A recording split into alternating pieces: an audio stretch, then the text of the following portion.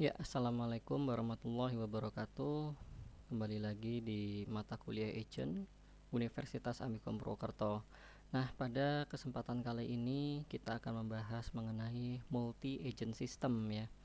Dan pada pertemuan kali ini juga rekan-rekan sekalian akan memahami apa itu multi agent, kenapa kita harus membahas multi agent.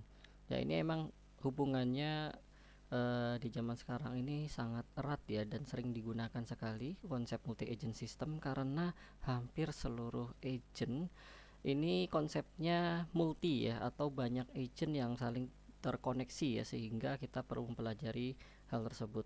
Baik, kita langsung saja mungkin. Nah, untuk sub capaian pembelajaran mata kuliah ini, mahasiswa mampu memahami konsep multi agent system. Kemudian mahasiswa mampu memberikan contoh-contoh dari multi agent system itu apa saja. Kemudian mahasiswa mampu memahami klasifikasi dari agent itu sendiri. Next. Adapun outlines yang akan saya sampaikan pada pertemuan kali ini adalah terkait definisi. Kita singkat saja multi agent system itu dengan MAS. Kemudian klasifikasi multi agent berdasarkan karakteristiknya, kemudian arsitektur MAS beserta protokol communication ya, communication protokolnya, kemudian contoh-contoh dari multi agent system. Ya, contohnya di sini adalah robot soccer ya. Nah, sekarang kita lihat dulu apa itu definisi dari MAS atau multi agent system ya. Jadi, multi agent system atau MAS ini adalah sistem yang terdiri dari sejumlah agent-agent yang berinteraksi satu sama lain untuk mencapai suatu tujuan. Jadi, ini konsepnya adalah tim ya, berarti di sini ya. Agent itu sendiri adalah suatu entitas perangkat lunak komputer yang memungkinkan pengguna untuk mendelegasikan tugas kepadanya secara mandiri atau otonomi ya. Jadi agent ini memiliki pemecahan masalah sendiri yang diimplementasikan dalam perangkat keras, perangkat lunak, atau kombinasi keduanya. Nah, jadi kita jangan berpikiran sempit bahwa agent itu adalah yang berhubungan dengan robot-robot seperti itu ya, bukan juga. Namun juga software juga bisa ya saling terhubung satu sama yang lain sehingga mencapai suatu tujuan tertentu. Jadi prinsipnya adalah kerja tim ya, seperti itu. Sekarang kita akan melihat klasifikasi dari agent menurut karakteristik yang dimilikinya. Nah, klasifikasi agent yang pertama menurut karakteristik yang dimiliki ya. Di sini rekan-rekan dapat melihat diagram software agent ya. Jadi untuk software agent ini hal-hal atau istilah-istilah yang perlu rekan-rekan ketahui adalah mengenai kolaboratif agent, kemudian mobile agent, reactive agent, hybrid agent, heterogeneous agent system, kemudian interface agent, dan information and internet agent. Jadi klasifikasi software agent itu macam-macam. Kita hitung di sini ada sejumlah 7 ya menurut karakteristik yang dimiliki. Misalnya agent yang berkolaborasi disebut dengan collaborative agent, kemudian agent yang reaktif disebut dengan reactive agent, kemudian agent yang hybrid tadi dinamakan juga dengan hybrid agent, dan lain sebagainya. Di sini ada 7 klasifikasi yang rekan-rekan perlu ketahui ya. Nah, di sini adalah penjelasan dari diagram yang tadi, bahwa kolaboratif agent adalah agent yang memiliki kemampuan untuk melakukan kolaborasi dan koordinasi dengan agent-agent yang lain dalam kerangka multi agent system atau MAS. Sedangkan interface agent, agent yang memiliki kemampuan untuk berkolaborasi dengan user, melakukan fungsi monitoring dan learning untuk memenuhi kebutuhan user. Sedangkan mobile agent, agent yang memiliki kemampuan untuk bergerak dari suatu tempat ke tempat yang lain, dia mobile ya, dan secara mandiri melakukan tugas di tempat barunya tersebut dalam lingkungan jaringan komputer. Kemudian selanjutnya ada information dan internet agent, yaitu agent yang memiliki kemampuan untuk menjelajah internet untuk melakukan pencarian, kemudian pemfilteran, dan penyajian informasi untuk user secara mandiri, atau dengan kata lain memanage informasi yang ada di dalam jaringan internet. Kemudian reactive agent yaitu agent yang memiliki kemampuan untuk bisa cepat beradaptasi dengan lingkungan baru di mana dia berada. Itu disebut dengan reactive agent. Dan hybrid agent, kita sudah mempunyai 5 klasifikasi agent. Kemudian agent yang memiliki karakteristik yang merupakan gabungan dari karakteristik yang sudah kita sebutkan sebelumnya, dan ini masuk ke dalam klasifikasi hybrid agent ya, jadi gabungan kelas-kelas yang tadi. Kemudian heterogeneous agent system, yaitu dalam lingkungan multi-agent system atau MAS apabila terdapat 2 atau lebih hybrid agent yang memiliki perbedaan kemampuan dan karakteristik, maka sistem MAS tersebut kita sebut dengan heterogeneous agent system. Baik, sekarang klasifikasi agent menurut lingkungan di mana dia dijalankan. Ada 3 di sini menurut lingkungannya, yaitu desktop agent, kemudian internet agent, dan intranet agent. Nah, untuk desktop agent, yaitu agent yang hidup dan bertugas dalam lingkungan personal komputer atau PC dan berjalan di atas suatu operating system atau OS. Termasuk dalam klasifikasi ini adalah operating system agent, kemudian application agent, dan application suite agent ya. Jadi kayak dibenamkan pada suatu PC komputer. Kemudian kita lanjut ke internet agent, yaitu agent yang hidup dan bertugas dalam lingkungan jaringan internet, melakukan tugas memanage informasi yang ada di internet. Termasuk dalam klasifikasi ini adalah misalnya web search agent, web server agent, information filtering agent, information retrieval agent, notification agent, service agent, dan mobile agent ya. Ini untuk internet agent. Kemudian intranet agent. Intranet agent yaitu agent yang hidup dan bertugas dalam lingkungan jaringan internet, melakukan tugas memanage informasi yang ada di intranet. Termasuk dalam klasifikasi ini adalah collaborative customization agent dan process automation agent. Nah, sekarang kita akan melihat agent dan bidang yang terkait. Jadi banyak sekali bidang-bidang terkait dalam agent, bahkan sangat luas sekali, melebihi dari diagram yang mungkin bisa saya sebutkan di sini ya, bahwa di sini ada beberapa teori juga, beberapa komputasi juga yang saya ambil contoh, misalnya artificial intelligence ya, kemudian computational intelligence, kemudian psikologi, software engineering masuk ke situ, human interface, distributed artificial intelligence, kemudian ada juga network communication, beririsan juga dengan mobility dan communication. Ini saling beririsan ya. Kemudian decision theory, autonomy, automatization ya. Dan karakteristik dari agent-agent ini rekan-rekan dapat melihatnya pada diagram seperti berikut itu ya. Nah, kemudian kita lihat arsitektur agent. Jadi user interface agent dulu ini. Ini adalah agent yang berfungsi sebagai media interaksi antara sistem dengan pengguna sistem. Nah, agent ini bertugas menentukan interface mana yang harus ditampilkan pada pengguna tertentu dan fungsi tertentu. Kemudian ada juga data processing agent, bertugas sebagai pusat pengolahan data yang dilakukan oleh sistem. Nah, kemudian yang terakhir adalah security agent, bertanggung jawab menjaga keamanan sistem, menjaga agar setiap pengguna yang menggunakan sistem merupakan pengguna yang berhak, melakukan monitoring aktivitas pengguna, dan melakukan aksi-aksi tertentu jika menemukan kejanggalan penggunaan sistem. Nah, lanjutan lagi dari arsitektur agent, yaitu ada juga yang tergolong ke dalam printing agent. Printing engine agent bertugas untuk membuat koneksi dengan sistem pencetakan yang dimiliki oleh sistem operasi, sehingga sistem dapat menggunakan sumber daya tersebut untuk melakukan fungsi pencetakan. Kemudian ada juga database management agent, bertugas untuk membuat koneksi dengan sistem manajemen berbasis data di BMS yang digunakan dan menentukan sistem penyimpanan data sehingga sistem dapat menggunakan di BMS tersebut. Arsitektur yang lain adalah messaging system, merupakan mekanisme pertukaran informasi antar agent di sini, sehingga agent-agent yang ada dapat berkomunikasi satu sama lain untuk mencapai suatu tujuan. Sekarang kita lihat interaksi antar agent dalam multi-agent system ya. Antara lain sifat yang dimiliki harus cooperation, menampakkan tujuan dan knowledge yang dimiliki ke agent lain. Pada interaksi cooperation, dua agent tersebut memiliki tujuan yang sama. Kemudian coordination interaksinya, menampakkan tujuan dan knowledge yang dimiliki ke agent lain, dan pada interaksi coordination dua agent tersebut memiliki tujuan yang berbeda. Jadi kalau yang pertama cooperation ini tujuan yang sama, coordination, ini tujuan yang berbeda. Loose competition, menampakkan tujuan dan menyembunyikan knowledge yang dimiliki ke agent lain. Jadi tujuannya ditampakkan, tapi dia menyembunyikan pengetahuan agar tidak ketahuan agent yang lain ya. Kemudian strict competition, tidak menampakkan tujuan maupun knowledge yang dimiliki ke agent lain. Itu interaksi yang terjadi sesama agent ya, atau dalam konsep multi-agent system. Kita lihat atribut agent di sini ada beberapa ya. Yang pertama otonomi, jadi agent dapat melakukan tugas secara mandiri dan tidak dipengaruhi secara langsung oleh user, agent lain ataupun lingkungan sekitar ya, atau environment.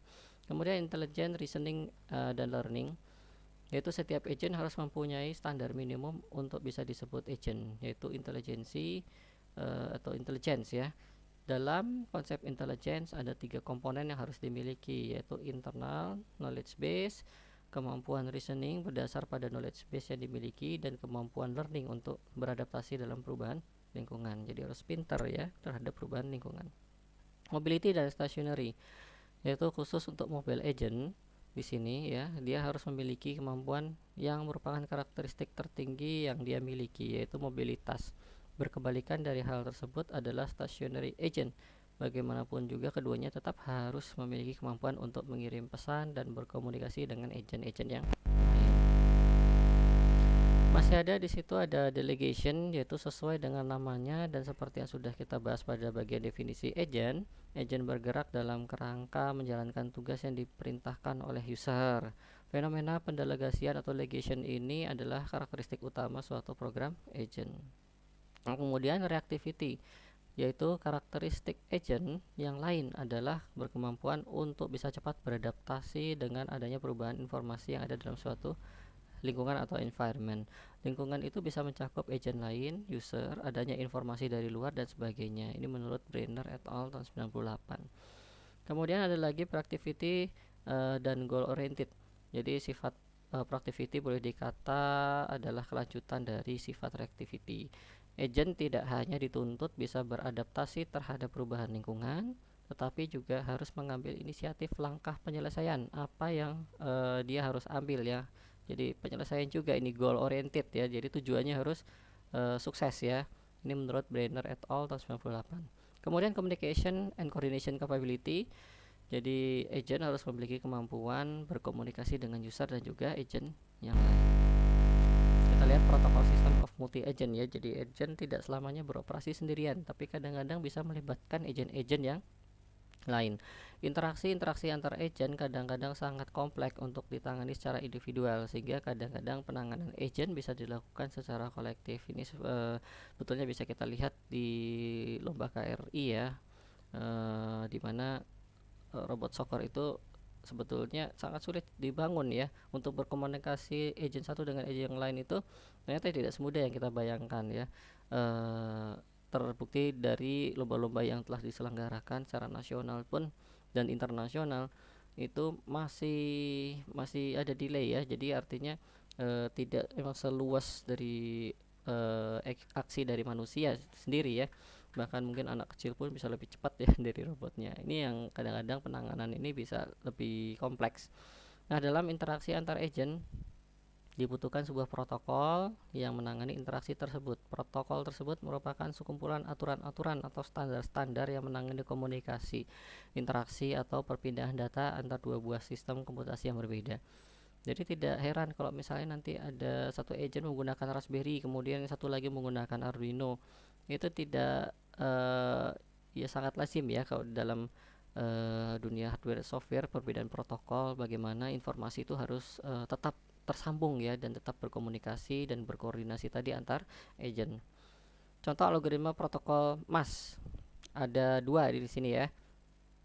Contoh protokol komunikasi 2 agent, maksudnya di sini menawarkan sebuah aksi yang harus dijalankan, kemudian menerima tawaran aksi tersebut atau menolak tawaran aksi tersebut. Ini contohnya, contoh protokol komunikasi. Jadi satu agent menawarkan sebuah aksi, kemudian harus dijalankan, atau menerima tawaran aksi tersebut ya, atau menolak tawaran aksi tersebut. Ini yang seringkali terjadi dalam konsep multi-agent system. Berdasarkan contoh sederhana dari protokol yang ada di atas, maka interaksi antara agent A dan agent B bisa berupa misalnya agent A menawarkan sebuah aksi yang harus dijalankan oleh agent B. Kemudian agent B mengevaluasi tawaran dari agent A dan agent B menerima tawaran tersebut, atau agent B menolak tawaran tersebut ya. Ini contoh dari algoritma protokol MAS. Kita lihat case study RoboCup Soccer Simulation ya, atau simulatornya ada di sini di software. Bisa Anda download di github.com, kemudian RS Soccer Sim, bisa langsung menuju alamat tersebut ya. Ini adalah softwarenya untuk simulasi. Nah, mungkin kalau kita klik tadi Anda akan langsung menuju ke laman ini ya. Oke, kita next. RoboCup Soccer Simulator. Jadi kita fokus ke sini dulu. Jadi ini merupakan sebuah platform untuk penelitian di bidang AI. Bukan seperti pada humanoid robot. RoboCup Soccer Simulator ini mengizinkan peneliti berkonsentrasi pada bagaimana mengembangkan kecerdasan buatan pada klien tanpa perlu mengetahui mekanisme fisik dari robot. Jadi kita tidak berhubungan dengan hardware-nya ya. Bagian utama dari RoboCup Soccer Simulator ini adalah Soccer Simulator atau soccer server, kemudian soccer monitor dan soccer client ya. Soccer server ini nanti berperan sebagai pengatur dari simulasi agar mekanisme sesuai dengan aturan yang disepakati. Kemudian soccer monitor merupakan interface untuk menampilkan bentuk visual dari lingkungan, diantaranya environment berbentuk lapangan sepak bola dan bentuk karakter pemain. Kemudian soccer client merupakan otak dari tiap-tiap pemain. Tampilan untuk soccer monitor dapat kita lihat sebagai berikut ya. Kemudian soccer komponen. Yang pertama networking function. Jadi komponen ini bertanggung jawab untuk menghandle message traffic di antara soccer client dan soccer server lewat sebuah koneksi UDP atau IP socket. Komponen ini menerima berbagai macam message dari server, kemudian memparsingnya kepada komponen parsing. Yang kedua, komponen yang kedua ini adalah parsing function. Jadi komponen ini bertanggung jawab untuk mengekstrak message yang diparsing oleh komponen networking menjadi informasi-informasi yang relevan dan terkandung dalam message tersebut. Oke. Yang ketiga, data structures function. Komponen ini bertanggung jawab untuk menyimpan informasi-informasi yang diekstrak oleh parsing function ke dalam sebuah internal data structure yang biasa disebut game data ya. Kemudian yang keempat, AI function. Jadi komponen ini bertanggung jawab untuk mengambil keputusan aksi apa yang harus diambil pada kondisi tertentu berdasarkan sensory information yang tersimpan di dalam sebuah internal data structure. Lalu setelah itu AI function akan mengirimkan command message ke networking function yang akan dirusan ke soccer server. Nah, ini adalah diagram interaksi soccer simulator ya. Interaksi dari 4 komponen tersebut bisa kita lihat di gambar berikut ini. Nah, ini adalah arsitektur multi-agent dari telemedicine. Salah satu contoh pada sistem multi-agent ini, control group memiliki tugas sebagai mediator jika terjadi konflik antar agent, sedangkan interface group menjaga hubungan agent dengan pasien dan antar bagian pada sistem telemedicine. Implementation group mengimplementasikan pemantauan, diagnosis, terapi, konseling, dan mengupayakan agar tujuan dapat tercapai ya. Nah, nanti rekan-rekan dapat melihat contoh yang ada di gambar ini. Ada terdiri dari monitoring agent, kemudian data processing agent, kemudian diagnosis agent, terapi agent, dan consultation agent.